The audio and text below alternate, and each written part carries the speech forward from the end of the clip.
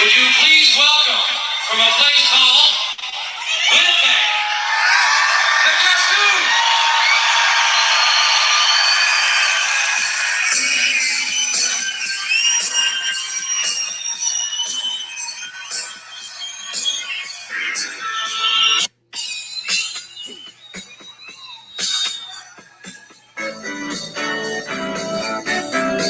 I've been hanging around gas stations.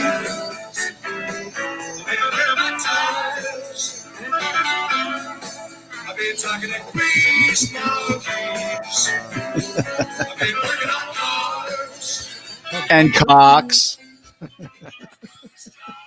Cock-a-doodle Dave. You think that I would figure out what song to pick after doing this 35 times, but it's hard. If you saw all the wires and shit I got going on over here to put this damn show on, look at this. I got wires and more wires, and there's more wires and shit. Jerry Todd. Jericho Todd. Welcome to the Winnipeggers, episode 35. It's great. We just got the notice that our Idiot Olympics 2 is our highest rated episode ever. So here's to you guys for watching and enjoying. Thank you, family. To the family. To the family. For the family. Always good to have the family with us. And we're going to continue on providing the best, worst entertainment for you on a Wednesday night. Very excited to be here. We've got special guests. Ooh. Embarrassing on-stage moments is the show. But I think let's talk about Idiot Olympics. I think that was one of our best shows ever, even though we had another show last week in between of the inappropriate ads. But Dave, what was your thoughts on Idiot Olympics 2? It was a ton of fun. It was so exciting, and it just kept moving. And the contests, I think they were really good ideas. I loved the grapes. I loved I loved the comments. People were actually thinking that we were going to die from eating all those grapes. Like, we're not 7 years old anymore, just mentally. But anyway, that was great. I mean, the talent contest, the stupid high talker was ridiculous. It is the Idiot Olympics. Making up your own language, that was pretty funny. Yeah, I'm glad I retained the gold of being the biggest idiot. I'm very proud. Which one did you like, Rye? Well, yeah, I was just thinking about the grapes one. It's funny because, when you got your little babies, 4 years old, it's like, oh, did you cut those grapes in half? Make sure you cut all the grapes in half.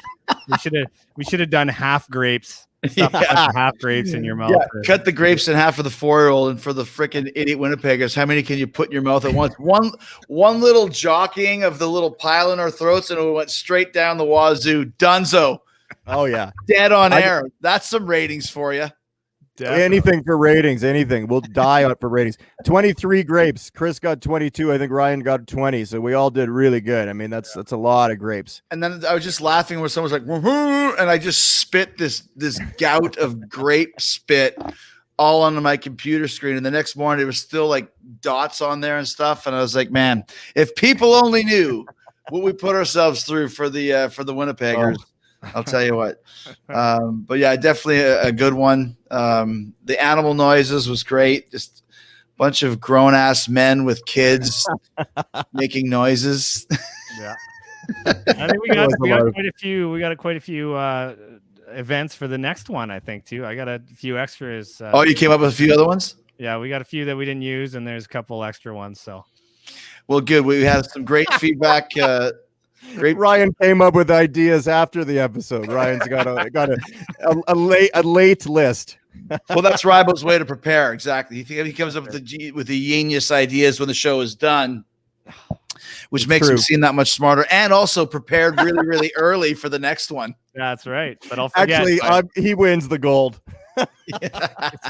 Hand it over, Dave. Hand it over. From our good friend Rod Stickler. Great show, boys. The Jamie Farr intro was epic. Of course, the great Jamie Farr was on last week on the Idiot Olympics. Next time, Art Janko, of course, is my pseudonym on Cameo. No one will ever figure that out until one day some Willie Ames will be a big Winnipeggers fan and figure out that Art Janko is really us. JP Morgan, not sure how old she is. Maybe she can recreate her infamous Gong Show boob flash. Don't know who JP Morgan is or the infamous Gong Show boob flash, but if it's boobs, then you know the Winnipeggers are down. Yeah. Sure. Thank Just you, like Rod. Susan boobs. Thanks, Rod. Susan Boobs from the Village Inn. Part of the family. We also have a great Paula, the Blaze of Bones. I think Paula's from Spain. The heavy metal faces were everything. That was great. I forgot about the heavy metal faces. Oh, cool. Yeah, Rybo won that one, and you can tell why. That's great. Although I got to give it to the Lars Ulrich patented holding the ham sandwich face of mine. I think That's a big ham sandwich. Yeah, that was a little more creative. You had a backstory. I like that one too. It's a Dagwood Rybo. That's why. Oh, Another great member of the family coming up here. We really appreciate all of our family. It's great to hear from Tony Mariani, who introed the very first Idiot Olympics. The unknown comic, Jamie Farr, Joe Aiello, all starring on the Idiot Olympics Part 2 with the amazing Winnipeggers, Rybo, Jericho, and Speedway. Thank you, Tony, for promoting it. I love the hashtag of Idiot Olympics Part 2. Like, were that many people hashtagging this where we're going to get like that many? It went viral. It's a viral tag. I used to call that hashtag pound sign. I was doing that like 10 years ago or even 6 years ago. I'd go pound sign LOL, and people and anybody younger than me was like, "What's wrong with you, man? It's hashtag." I'm like, never heard of it because from the that's telephone, what it was called back then, was a pound sign, right? Yeah. Jeez, not meaning to date myself, but we used to do when the hashtags first started. We'd be saying like we'd have a conversation like, "Hey, Dave, how's it going?" You know, whatever. I don't know. I can't even think of anything right now. But we would say, like at idiot. When you're supposed to say hashtag idiot, we would say something like, boy, the Olympics sure were funny at grapes. Yeah, absolutely. It took us a long time to figure out it's supposed to be hashtag grapes. Right. We used that for a long time. Delete these messages. That was my favorite one. Long story. It always takes me, obviously, way longer to figure out these things you guys are hashtagging, and I don't know, like, what's with these pound signs? Like, what's with this little small X's and O's game you guys play? Yeah. Rybo was trying to tell us he was running late today, and he was like, I am R. but he made a emoji yoke when he said I missed my old phone, and it was one of those old phones that you would pick it up like a rotary dial phone. Getting better. Lots of stories to tell. The special guests coming up. We got some ads, but I'm not sure if anything has been getting your goat lately, Dave. Anything that you might want to get off your chest.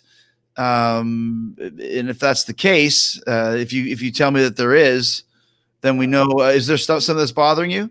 There's a couple things that have been bugging me. I've been thinking. Well, then you know that it's time for Dave's Rant. Dave's Rant. He's really pissed. It's excellent. Dave's Rant. Dave's Rant.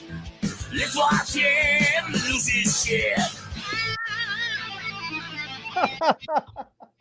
Rhyming rant with shit. That's great. My first rant would be headphones that have a cord that fall out. Oh, there you go. You got to get a better one there. That's a very organic rant. Go ahead. Okay. What do we had a stop sign? You go. Yep. You go. I hate it when people are talking at the same time that I am. That's one of the biggest rants that I have. You know what? It's been bothering me lately is it's a plantar fasciitis. Okay. And this is something I've been suffering with for 3 years. Now I lost some weight. I've done the sock. I stretch the foot. There's all this weird crap that you have to do. And you're on Amazon buying insoles and special things and special shoes. I got Velcro shoes, big ones. I walk around with a helmet on. And but it's like some kind of a weird thing that happens in your foot. And it's like really uncomfortable. It's so much pain. And I think I told you, Chris, a few years ago, I remember saying, man, I was playing a show and I banged my foot down on the stage super hard. And I think I broke my foot. And he's like, no, there's no way you broke your foot. chance around on stage playing Neil Young and Crazy Horse. So, well, it's possible. Anyway, I hate that thing, and I've spent a fortune, probably $1,000. Well, $1,000 is not a fortune, but I spent $1,000 in the past few years just buying dumb, stupid things, slippers that you freeze that have ice gel in them, walking around like all that. So that's really been bugging me. I've been hearing a lot of this line on the internet, the worldwide internet, and it's called "That's so cringe," or "These things are so cringe." And it's just like, no, that's just a new thing, and you're trying to be cool by saying it. And the person that types it, they go, and they sit back, maybe they go have a shower or something. They're like, oh, I can't wait to come back and see how many likes I got off that. And then, rad, that's so rad or whatever. Anyway, I've said this before. I'm not hip with the hip. I can say hip and dig. I like hip and dig, but I'm not hip with these millennial terms. They really do drive me crazy. At nom nom and all the rest of them can just take a bath. I think if you use the word hip in 2021, that proves that you're not hip. All right. Well, because I had texted you, you told us that you were doing something before the show, and I hit you up with a TMI. You didn't like that one. Yeah, I'm not a big fan of the abbreviations. I'd rather that you spent the time to write too much information, because then I feel like you're really running through my head. Yeah, I feel like you love me more if you do that. It means a lot. I don't like LOL. I want you to write LOL and then in brackets, laughing out loud. I need that. I'm very needy. And I would really enjoy just a little bit longer on the abbreviations. It's a big thing that I'm going for. The first time I ever saw LOL, I think Dave sent it to me a few times, and I was just like, lots of love. Why is Dave saying lots of love? Like, he made some weird joke, about his plantar fasciitis or something, and then said LOL, and like, lots of love. That damn foot. Yeah, I thought it meant like silence, like lull, like there's like lull, lull. Like a lull in the conversation. There's a lull in this episode. Yeah. Right now, thanks to Dave's Rant, and thanks to today's sponsor here on the Winnipeggers. This episode of Winnipeggers is brought to you by the Key Man at Una City Mall. Come on down and bring your keys. We'll cut a house key. We'll cut a car key. Maybe you got a key to your gym locker where you're working out, popping the iron. We'll cut any type of key you want. We just won't cut the key to your heart. Ha ha! Come to the Key Man, Una City Mall, 9 a.m. to 5 p.m., Monday to Sunday. Thank you, Key Man. I remember the Key Man, which was at the Una City, the mall buyer house, also known as Unibag, for whatever reason. And I remember thinking, even at a young age, how much fucking money is the Key Man making here? Right.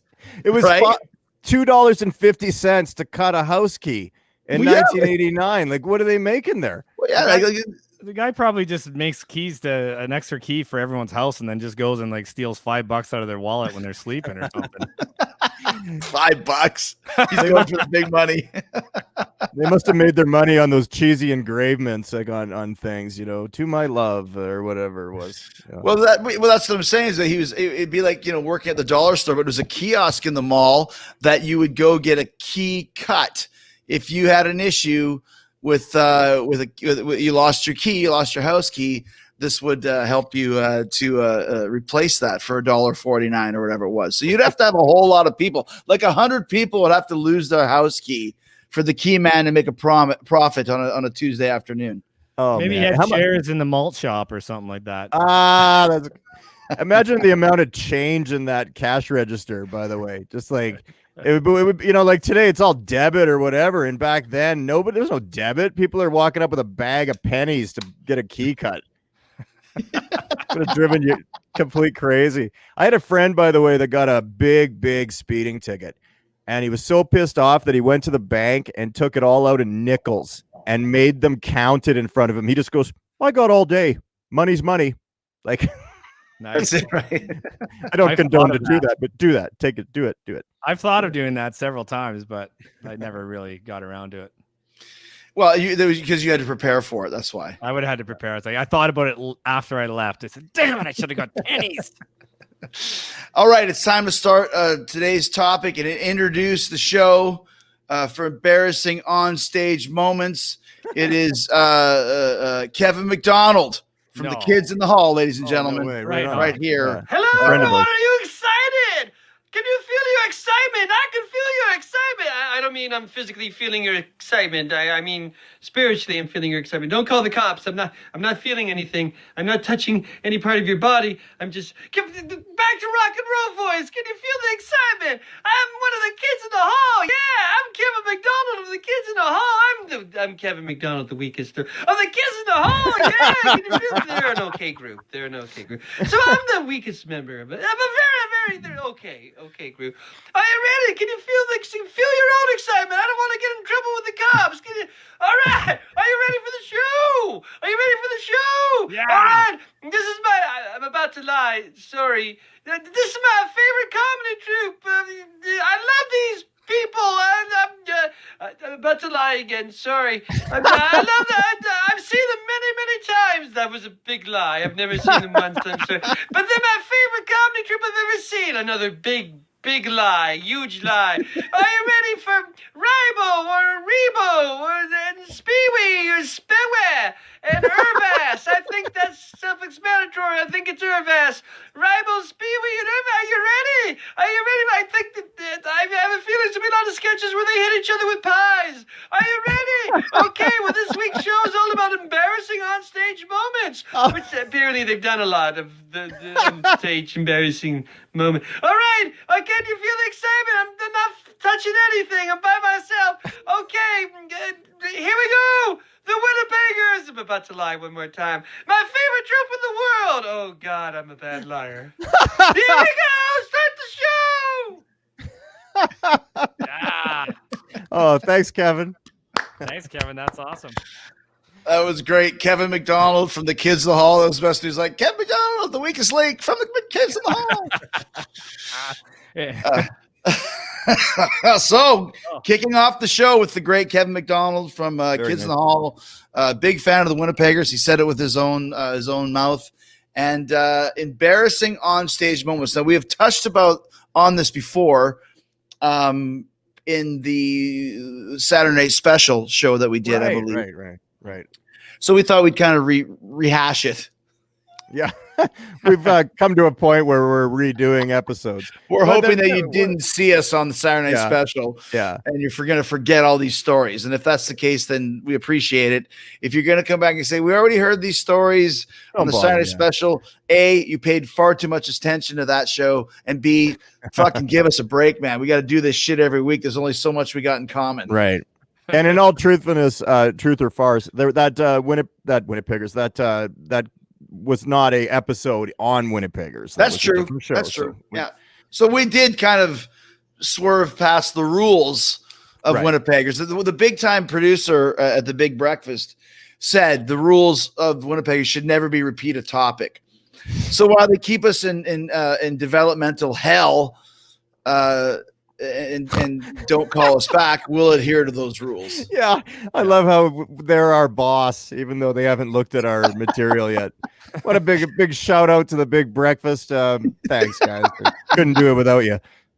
Haven't clicked the link at all to see what we sent them. So embarrassing. But by the way, both the shows this week and next week, I believe Dave kind of came up with the ideas for them. Was the inspiration. So if you want to start off, Dave, with an embarrassing onstage moment, as Kevin McDonald said, maybe it's time to start the show. I have an embarrassing moment. It's really bad. Actually, before you start, though, let me just say one last thing. I actually worked with Kevin McDonald. He's on, but I'm Chris Jericho, season 2.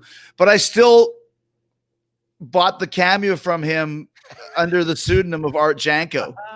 That's great. Because I know he just say, I'll just give you a video, but that's not the part of the fun is the cameo, giving Kevin a couple bucks for him to go and buy some cream pies to throw in the Kids in the Hall's faces and stuff. So thanks to Kevin who did this, unbeknownst to the fact that we're actually friends. I have his phone in my phone, just like Wayne Gretzky, who never texted me back the other day. He never gets back. He never gets back to us.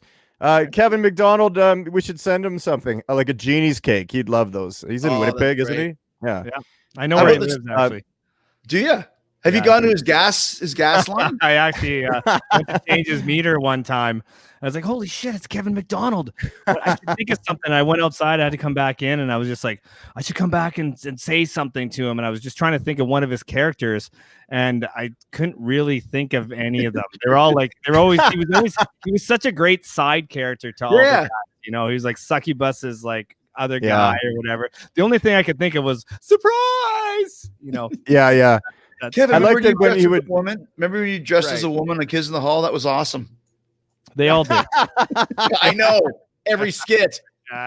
Little tidbit for the family out there. Rybo and I never know what he's putting on. I just wanted to tell. I don't know if that's a secret or something, but it's really, we're seeing this for the first time with you, so it's pretty exciting for us. We did 2 special guests for the Idiot Olympics 2 that were a surprise to you guys, and so now every week we will have a special guest, aka somebody that I paid on Cameo to be here with us. You're definitely blowing the budget on this stuff. I'll tell you. Yeah, we still have to talk about that. The best part is it's all 3 of us pay, so each one of us gets a third.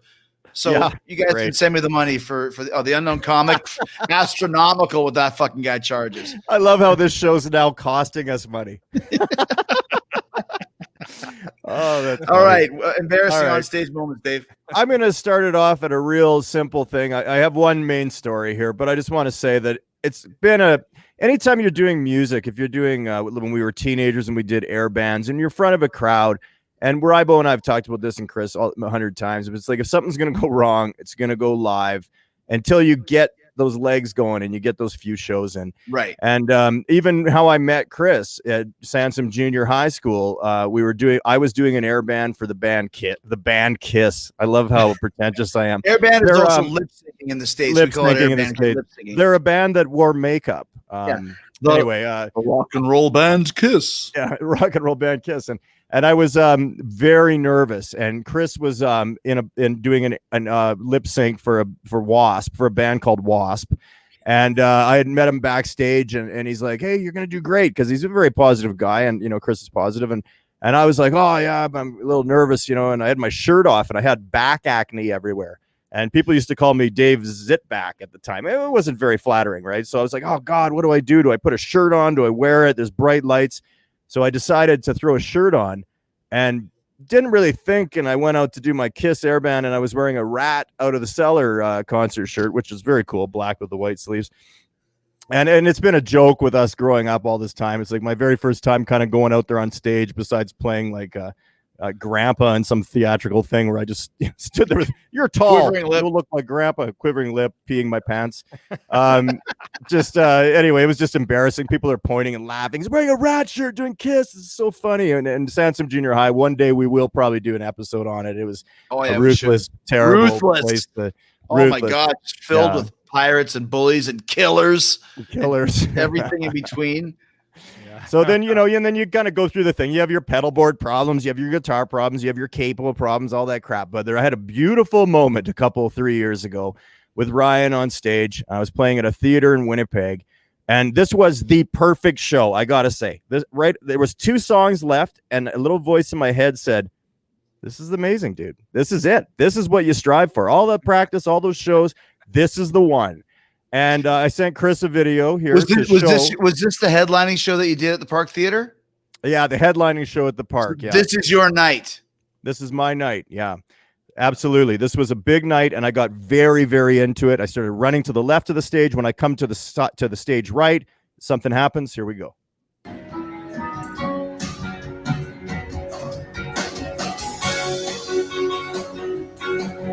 I don't know why I ran there, but check this out.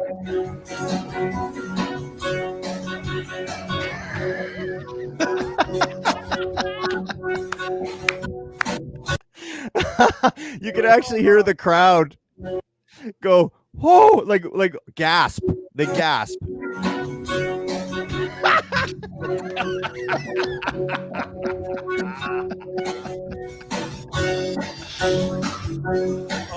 Did you ever make it back?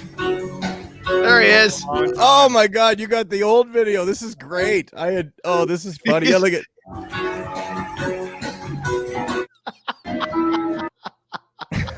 Let me just say, let me say two comments there before you tell the story. The two best things are, unlike Indiana Jones, your hat did fall off, which you had to put back on. And when you came back on stage, there was a huge reaction, like, hey! He's not dead. Yeah. I've spent a little time zooming in on that video, and I mean, I should probably send a better version, but I actually, my guitar patch cord grabbed the amp and it pulled it down. So not only did I come back to play, my speaker was on the ground.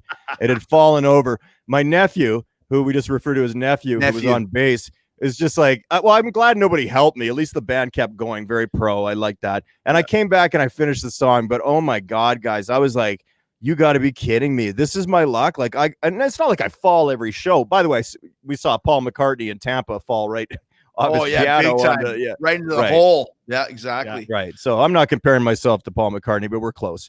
And it was a total Monty Python type of fall or something, Pratt fall. Like, you just couldn't control it.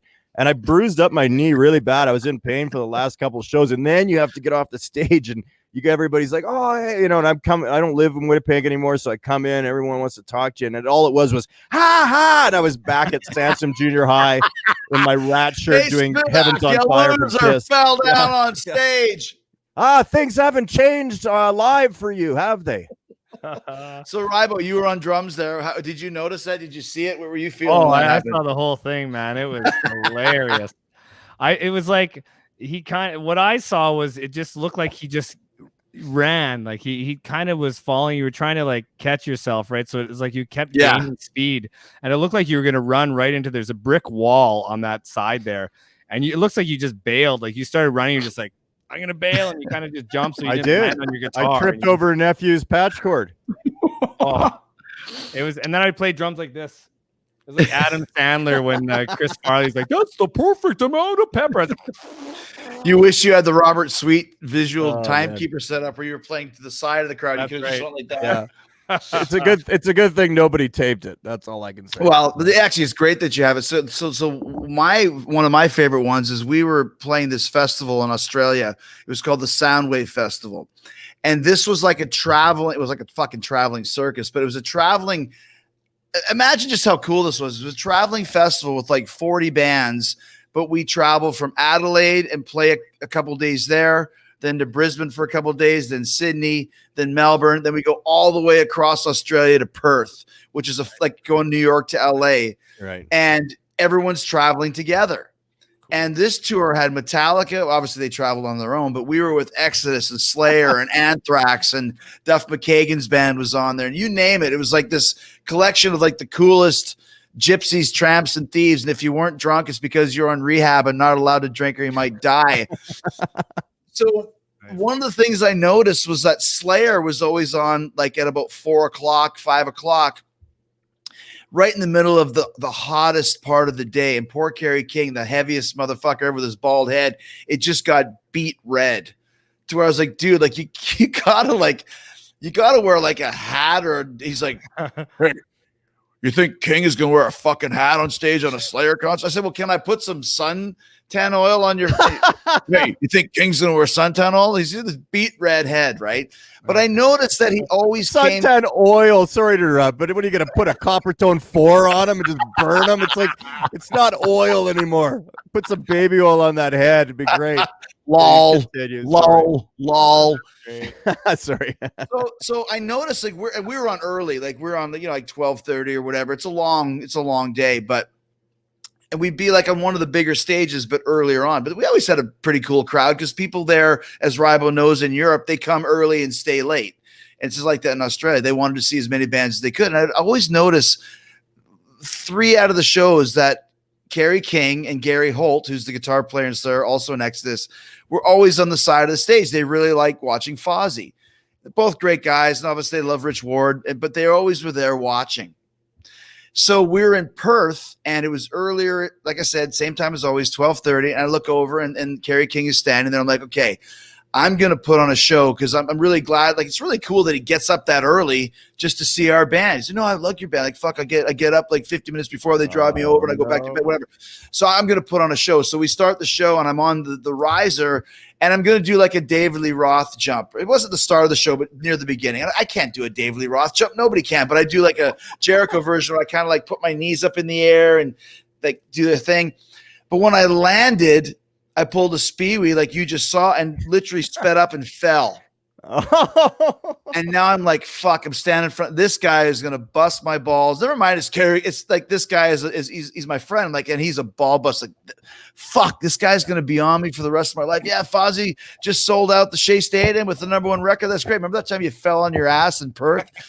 So I fall thinking this. I'm thinking this. I don't care about the gig or my vocal or the timing or whatever. So I fall on the ground. Then I kind of do like a shitty front roll as I'm taking off my ear pack and stand on my feet and then dive straight into the crowd for a fucking crowd surf. And they surf me out and they surf me back onto the stage as I grab the mic and my tech puts the pack back on and I'm right back. And I was like, fuck you, King. And he's like, you motherfucker, you barely averted a lifetime of buggings. It was just like, the one thing I could do, just front flip and just dive, hoping someone would catch me, you know? Yeah, that's a good save. Nice. I had nothing else, you know? Do you have a video or? There's no video. There's no video. Great. Okay. So. Ryan? Well, so I guess we'll just take your word for it then, I guess. Hey, let me call Kerry King right now. He'll text me back. Yeah. Maybe not. Get him to text Gretz. Yeah. Gretz. And Kevin you call him Gretz now? You guys are on that kind of time. Hey, Gretz, how's it going? He texts Speewee back, so. Oh, Rybo, you got anything? You got a good one? Well, I got, lots of embarrassing moments on stage, like when I was playing drums and the lead singer Dave Spivak fell in front of everybody.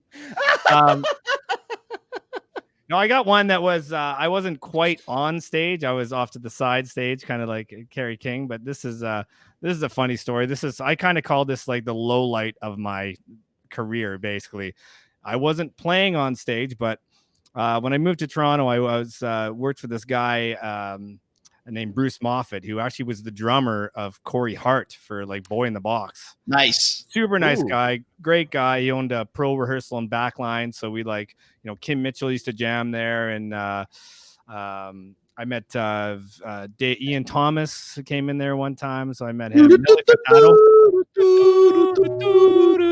Yeah. Anyway. So it was awesome to work for him. And then he's like, do you know anything about sound? I'm like, well, I'm okay or whatever. And he said, well, I got a nine-piece wedding band that you can do.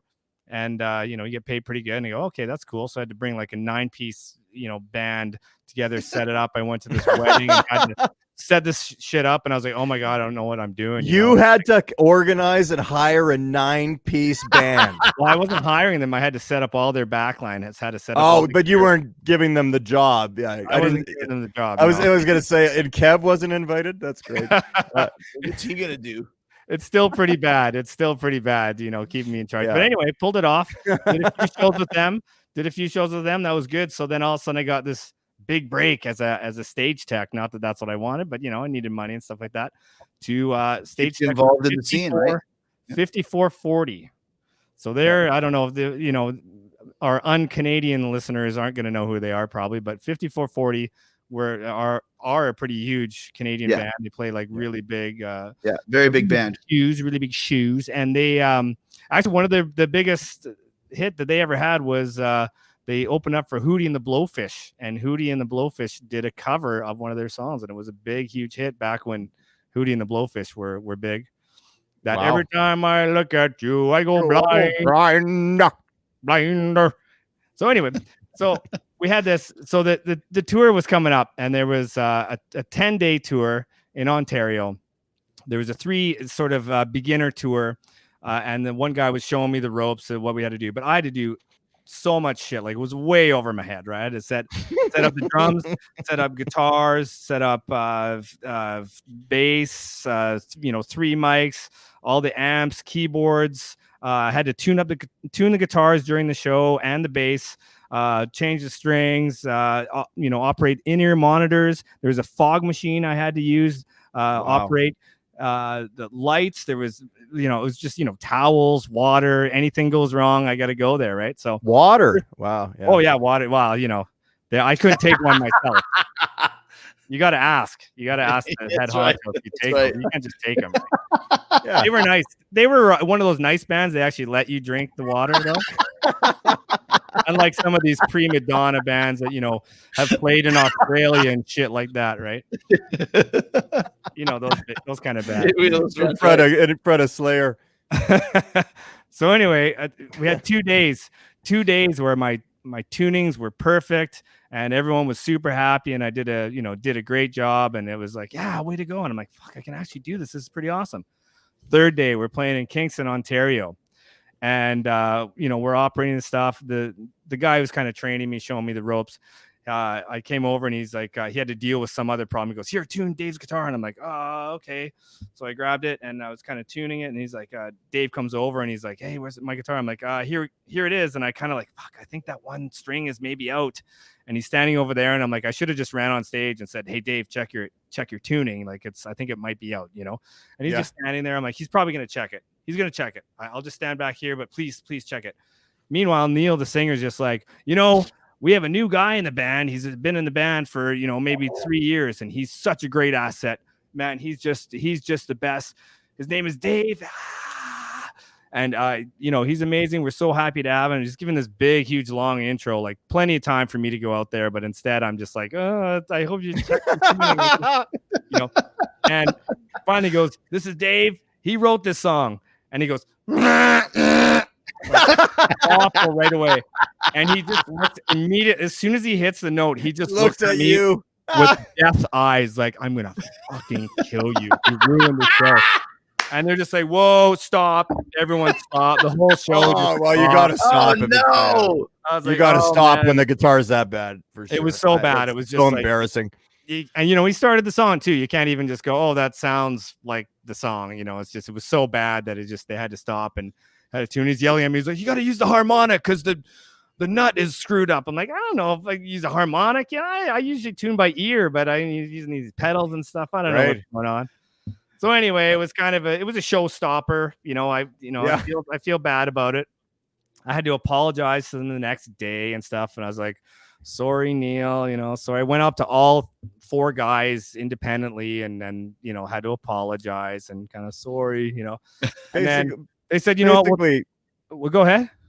Oh, yeah, sorry. Go ahead. Sorry. Well, they just said, okay, well, I don't know if we're going to take you on this 10-day tour because there was a couple days in between. Maybe we'll find someone else. It's like, whatever. If you have to, that's cool. Anyway, they ended up taking me, which was nice of them. And then I had to do all the stuff on my own. It went kind of without a hitch until one night I was doing in-ear monitors and, Neil's like, I need, more vocals. And I'm like, whatever. I'm trying to turn it up. And he's like, more. I'm like, oh, okay, what's going on? I'm trying to listen to the headphones, nothing going on. So I turn up like a thing and he's just like throws his ears out. It was bad, man. It was bad. But I had nightmares about that. I just kept seeing the vision of Dave looking at me like, you motherfucker, you just ruined this show. Yeah. Dave. It was just fused in my brain. It was just this like I close my eyes and I just see it. I love how you're not complaining about or giving us an actual on-stage moment when you actually play drums, but as a tech. Technically, and F the 3 of you for not, or 2 of you, 3 of you, because there's 2 of Chris right now. I've had so many beers. F the 2 of you for not even bringing a video. I just ruined everything for the spin. Okay, but hold on. In the last 10 minutes since Rybo was telling his story, I had a quick text conversation with Kerry King. Oh, great. Thanks for listening. All right. It says, dude, how about the time I fell off the riser jump in front of you in Perth? Ha. He said, one of the greatest moments of my life. I said, I know, but did I pull off the save? He said, like an expert. Oh, that's great. I was wondering what you were doing on text. I was like, oh, he's got something going on. That's so funny. And Kerry responded that quickly. So, like I said, it was the greatest moment of his life until I pulled it off like an expert. That's some proof right there. You weren't lying. Cheers to Kerry. Thank you, Kerry. Thank you, Kerry King. And guys, crazy to think it's already been 40 minutes. Great stories, great show. It's always such a blast to hang with you guys after our hugely successful Indian Olympics 2, and we keep building up this giant fan base of the family here. And thanks this week to Kerry King, to the amazing Kevin McDonald from the Kids in the Hall, who is definitely one of my favorite. Big lie coming. One of my favorite comedians of all time. Super huge lie. Yeah, me too. He's my favorite by far. My favorite big lie here of the Kids in the Hall. He's favorite hair. He's got the best hair I've ever seen. I want to put my fingers through it constantly and just rub it on the side of my face. I love it. His COVID Kevin hair McDonald's is pretty hair. crazy right now. It's off his rocker. Yeah, Kevin, you got to buy a Winnipeggers t-shirt from us. Come on. Great quality. Yeah, this is the best quality shirt. These are available on wrestlingtshirts.com or something like that. I have no idea what it's called. Just look at the crawler at prowrestlingtees.com/Chris Jericho. Yeah. Go get a Winnipegger shirt. Great, amazing quality. Soft. If you ran out of Charmin, you could use this and not chafe yourself. Let me just put it like that. I use mine as a pillowcase. I put this on my hemorrhoids. It's I know that seems strange to everybody, but this is really soft and it cures everything. A friend of mine had well, I don't want to bring out the cancer word, but he had cancer, got rid of it with this. Okay, so I actually got tried on your plantar fasciitis. yeah, it's the only thing it won't work on. That thing's a pain in the I actually had a bullet pain in the wound, foot. a bullet wound, and I rubbed the Winnipegger shirt over it. It was like Indiana Jones' Holy Grail, bubbled up, and fell off. It was great. So. I drove mine the other day. I was able to drive to work in it. It's very cheap on gas. It's a very Mine good is actually t-shirt. going to do the next episode of Winnipeggers while I fuck off and leave you guys. That's a good one. Mine is the Alexa of Winnipeggers. See you next week, guys. Thank you so much. See you, fam. Thanks, family. Thanks, family.